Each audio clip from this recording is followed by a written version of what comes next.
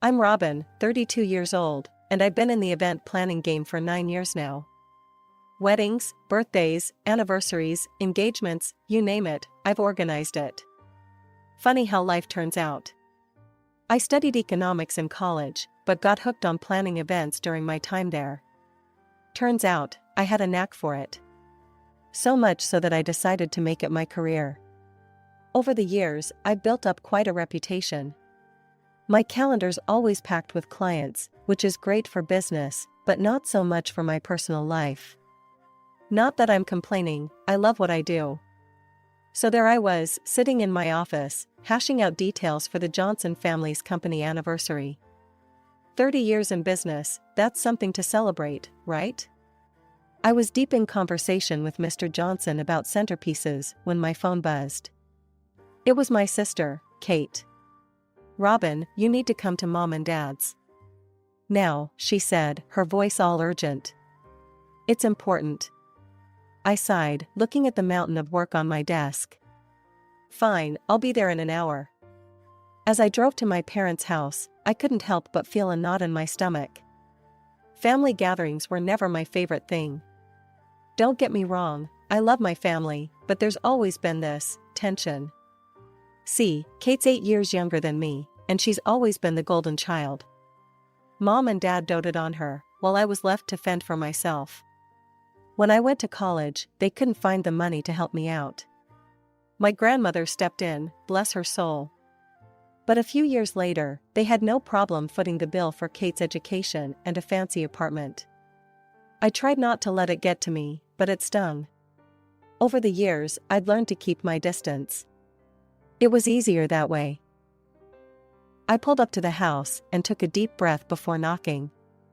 Mom answered the door with a smile that didn't quite reach her eyes. "Robin, honey, come in. Everyone's in the living room." I walked in to find Dad and Kate sitting on the couch.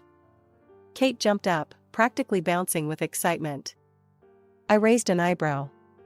"What's the big emergency?" Kate clapped her hands together. "Well, I have a surprise. But first, promise me you'll help, okay?" I looked at Mom and Dad, who were both smiling encouragingly. Against my better judgment, I nodded. "Okay, I promise. Now what's going on?" Just as I was about to press Kate for more details, the front door opened. In walked a guy who looked a bit younger than me, all smiles and charm. Kate bounced over to him, linking her arm through his. "Robin, this is Mark, my fiancé." I blinked, caught off guard. "Oh, nice to meet you, Mark." We shook hands, and I turned back to Kate. "So, this is the big news? You're engaged?" Kate nodded enthusiastically. "Yes, and that's why I called you here. I want you to plan our engagement party." I felt my stomach drop. "Kate, I appreciate the thought, but I'm swamped with clients right now." "I don't think." Dad cut me off. "Now, Robin, this is your sister we're talking about. Surely you can make time for family instead of strangers." I bit my tongue, fighting back the urge to remind him how little time they'd made for me over the years. Mom chimed in, her voice sickeningly sweet. "Honey, it's your duty as a sister. Kate deserves the best, doesn't she?" I looked at Kate, who was practically vibrating with excitement. "It has to be perfect, Robin. I mean, I deserve the best, right?" I felt trapped. Every instinct told me to say no, to stand my ground. But years of family dynamics kicked in, and I heard myself agreeing. "Great," Kate clapped her hands. "And of course, you'll do it for free." "That's not a problem, is it?" I froze. "Free? Kate, even for family, there are costs involved." "Oh, don't be silly," Kate laughed. "You're doing this as my sister. We'll cover the actual expenses, of course, but your services are a gift, right?" I looked at Mom and Dad, hoping for some support, but they just nodded along with Kate. I felt like I was drowning. "Fine," I said, the word tasting bitter in my mouth. "I'll plan the party for free, but you and Mark will need to cover all other expenses. Deal?" Kate squealed and hugged me tight. Deal. Oh, Robin, you're the best. As I drove home, my mind was racing. I'd just committed to planning a free event for my sister, potentially losing paying clients in the process. The Johnsons' anniversary was the first casualty. I called them as soon as I got home. Mr. Johnson? It's Robin.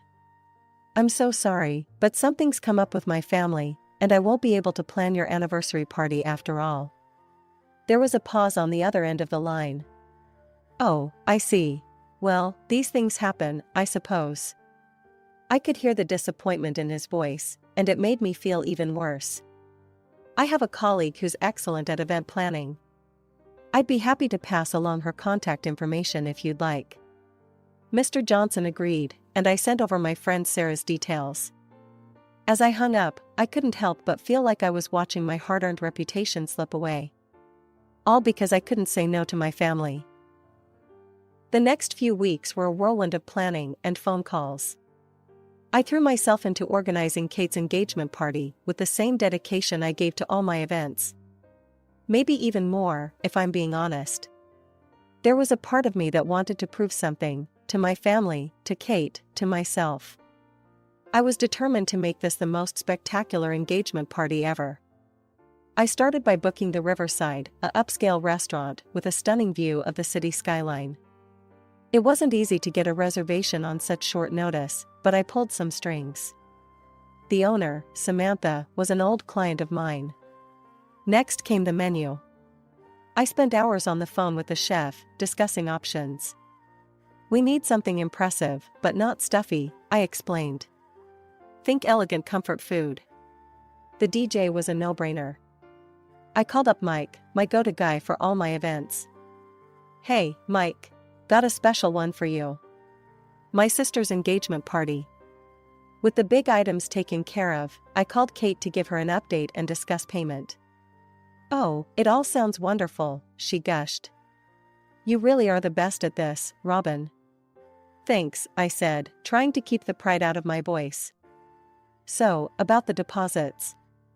Oh, right, Kate interrupted. Can we do that later? Mark and I are a bit tied up with some other expenses right now. But I promise we'll pay for everything before the party. Cross my heart.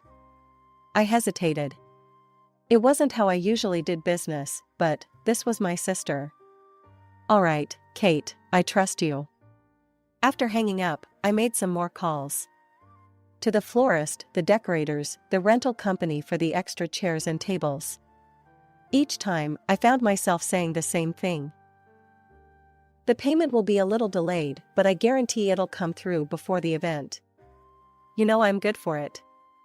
And each time, they agreed. After all, we had history. They trusted me. I just hoped I wasn't making a huge mistake. As the days passed, more client calls came in. Good offers, too. The sort that would have paid my rent for months. But each time, I had to turn them down. As the engagement party date loomed closer, I finally sat down to tally up all the expenses. My desk was cluttered with receipts and invoices, flowers, catering, decorations, venue rental, and more. I meticulously entered each item into a spreadsheet, watching the total climb higher and higher. When I finished, I stared at the screen in disbelief. The final amount was just over $13,000. It was more than I'd anticipated, but that's what happens when you're told to spare no expense for the perfect engagement party. I took a deep breath and composed an email to Kate, attaching the detailed invoice. Hey sis, I wrote, trying to keep it light, here's the breakdown of expenses for your engagement party. Let me know if you have any questions. That evening, my phone rang, it was Kate. Hey, what's up? I answered, expecting her to have questions about the invoice.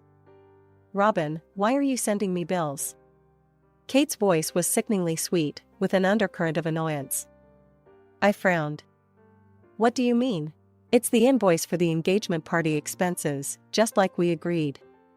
There was a pause, then Kate let out a laugh that sent chills down my spine. Oh, Robin, you can't seriously expect Mark and me to pay for all this, can you?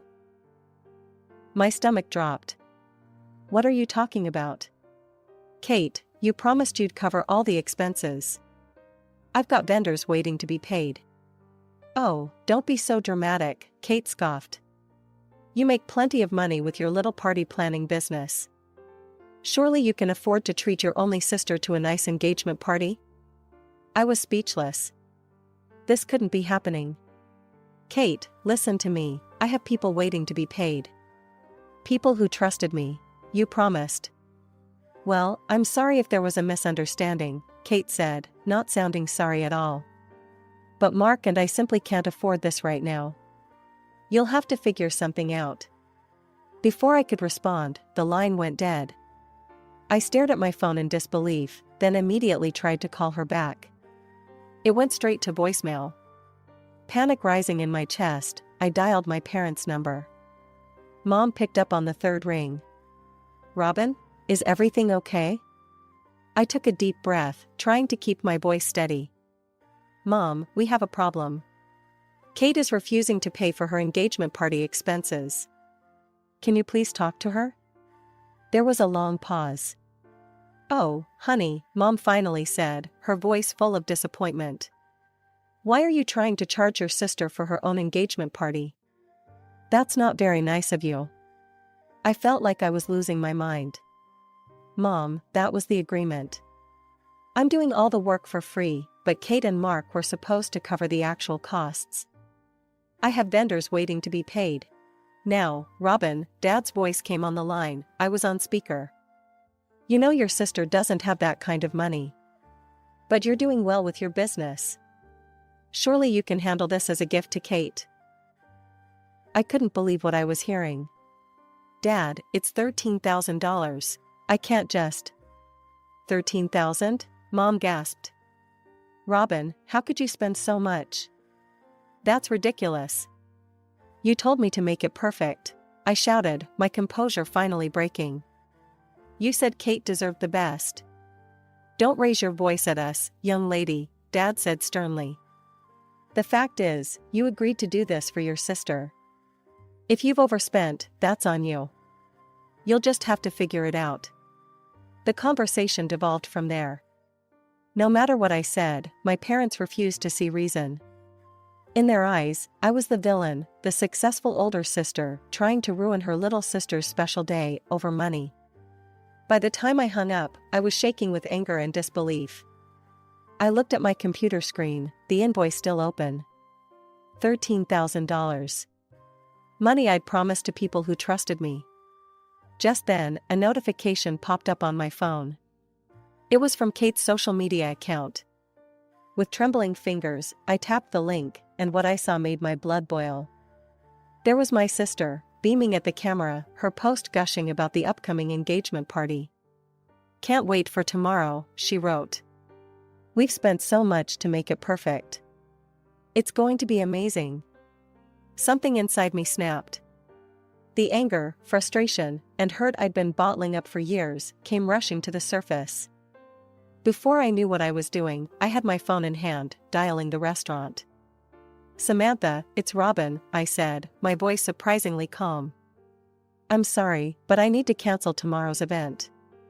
I'll transfer the full payment and cancellation fee to you right away. I made similar calls to all the vendors, the caterer, the florist, the decorators. Each time, I apologized profusely and promised immediate payment. By the time I was done, my savings account was nearly drained, but my professional relationships were intact. The last call I made was to Mike, my DJ friend. Hey, Mike. I'm so sorry, but tomorrow's event is canceled. Whoa, what happened? Isn't it your sister's engagement? I sighed. It's a long story, I'll fill you in later. For now, consider yourself free tomorrow. I'll still pay your fee, of course. The next morning, I sat at my kitchen table, a cup of coffee growing cold in front of me. My phone was propped up against the sugar bowl, live streaming Kate's arrival at the restaurant. I watched as she stepped out of a car, Mark by her side, both of them dressed to the nines. Mom and Dad were right behind them, along with Mark's parents and a group of excited-looking guests.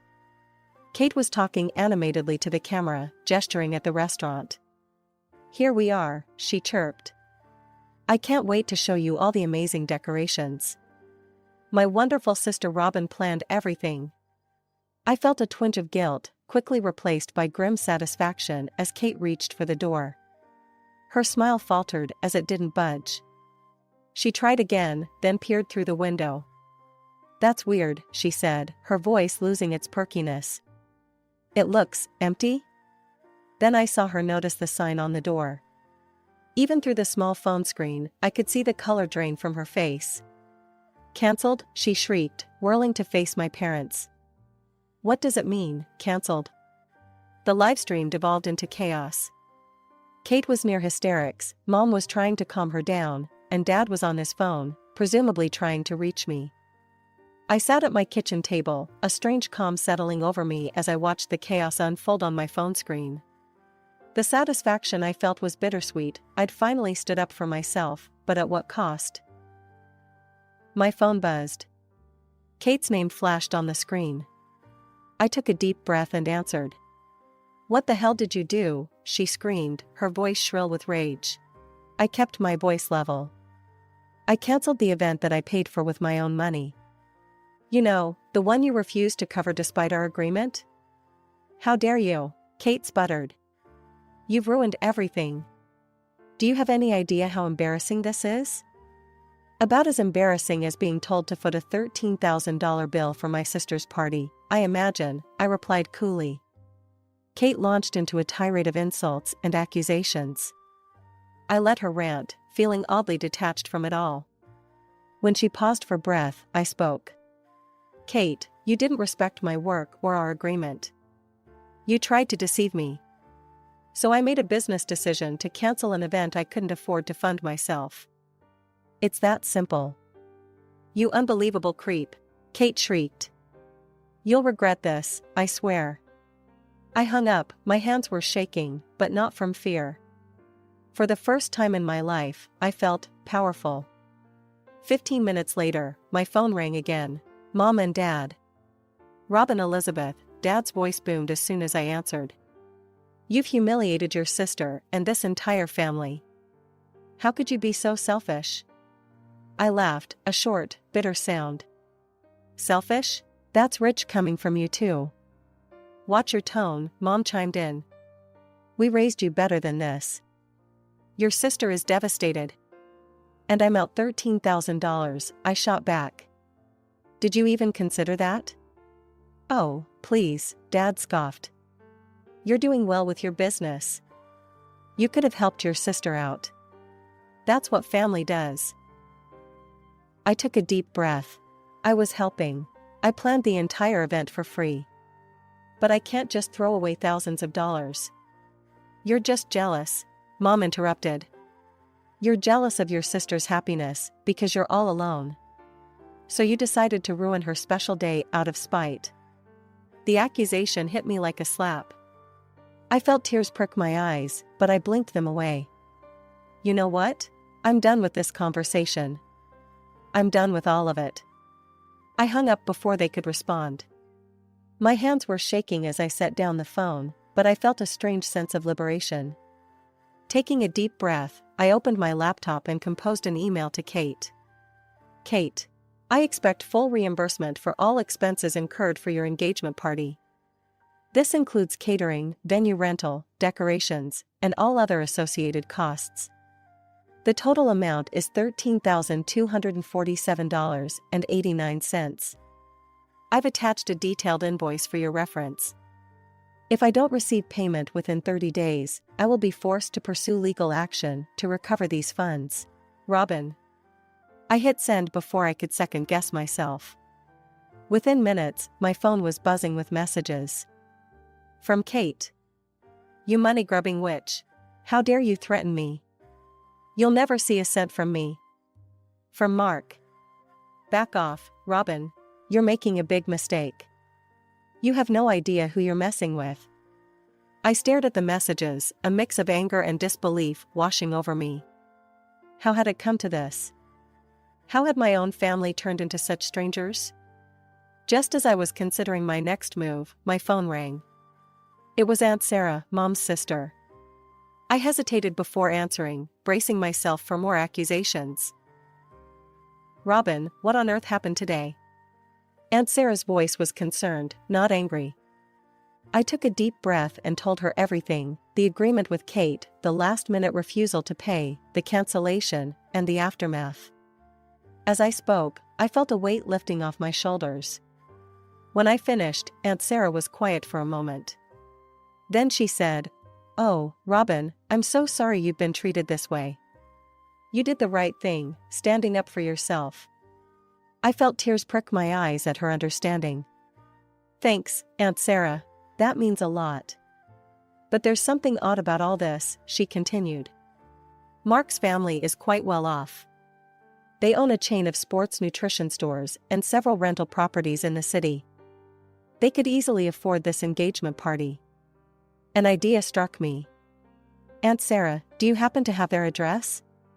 20 minutes later, I was pulling up to a large house in an upscale neighborhood. My heart was pounding as I rang the doorbell. Mark's mother answered, her expression guarded. "Yes, can I help you?" "Mrs. Johnson? I'm Robin, Kate's sister. I need to talk to you and your husband about what happened today." She hesitated, then nodded, leading me to a spacious living room where Mr. Johnson was waiting. "Please," I said, "I know you probably heard terrible things about me, but I beg you to hear my side of the story." They exchanged a look, then Mr. Johnson gestured for me to continue. I took a deep breath and told them everything, showing them the emails, the invoice, and the threatening messages from Mark and Kate. As I spoke, their expressions changed from skepticism to shock, then to anger, not at me, but at Mark. "We had no idea," Mrs. Johnson said, her voice tight. "Mark told us you demanded an exorbitant fee at the last minute and then cancelled when they couldn't pay." Mr. Johnson's face was dark with fury. "We gave that boy $30,000 for this engagement party. He said it was all taken care of." Mrs. Johnson reached out and took my hand. "Robin, we are so sorry for what you've been through. This is unacceptable behavior." Mr. Johnson was already on his phone, tapping away. "I'm transferring you the full amount you spent, plus an additional $5,000 for your trouble. It's the least we can do." As we talked more, I found myself warming to Mark's parents. They were kind, understanding people who seemed genuinely horrified by their son's actions. When I left their house, I felt lighter than I had in weeks. The money had been repaid, but more than that, I felt vindicated. Someone had finally listened to me and believed me. The weeks following the engagement party fiasco were surprisingly quiet. I threw myself into my work, grateful for the distraction. Slowly but surely, I felt like I was regaining my footing, both professionally and personally. One sunny afternoon, I was having coffee with my friend Lisa when she dropped a bombshell. "Did you hear about Kate and Mark?" she asked, her eyes wide with gossip. "Mark's parents cut him off completely. No more allowance, and they're refusing to pay for the wedding. It's all over town." I sat back, stunned. "Wow, I didn't expect that." "That's not all," Lisa continued. "Word is, the wedding's been called off. Kate and Mark can't afford it without his parents' money." As Lisa filled me in on more details, I felt a strange mix of emotions wash over me. There was a small, petty part of me that felt vindicated, karma had finally caught up with them. But mostly, I just felt sad. Sad for the mess this had all become, sad for the relationships that had been irreparably damaged. Over the next few days, I pieced together more of the story from various friends and acquaintances. Mark's parents, true to their word, had taken a hard line on their son's deception. They'd not only refused to fund the wedding but had also cut off his monthly allowance. As for my sister and parents, I heard through the grapevine that they were blaming me for everything. In their eyes, I was the villain who had ruined Kate's perfect life out of jealousy and spite. It hurt, but I wasn't surprised. It was easier for them to point fingers than to accept their own role in this mess. Weeks turned into months, and I had no direct contact with my family. At first, the silence was deafening. I'd catch myself reaching for the phone to call Mom or text Kate, only to remember that those bridges had been burned. But as time passed, I found the silence less oppressive and more peaceful. I focused on rebuilding my business, reaching out to clients I'd had to turn down during the engagement party planning. Many were understanding, and I threw myself into their events with renewed passion and creativity. One evening, as I sat on my balcony watching the sunset, I reflected on everything that had happened. The pain was still there, a dull ache in my chest when I thought about my family. But alongside it was a new feeling, strength. I had stood up for myself, refused to be taken advantage of, and come out the other side. Yes, I'd lost my relationship with my sister and parents, at least for now. But I'd gained something invaluable, self-respect. I no longer felt like the family doormat, always giving and never receiving. I was Robin, successful event planner, woman who knew her worth. As for me, I was done being the family scapegoat. I was done apologizing for my success or diminishing myself to make others comfortable. The future was uncertain, but for the first time in a long time, I was excited to see what it held. I raised my glass to the setting sun, a toast to new beginnings. Whatever came next, I knew one thing for certain: I was ready to face it head on my own terms.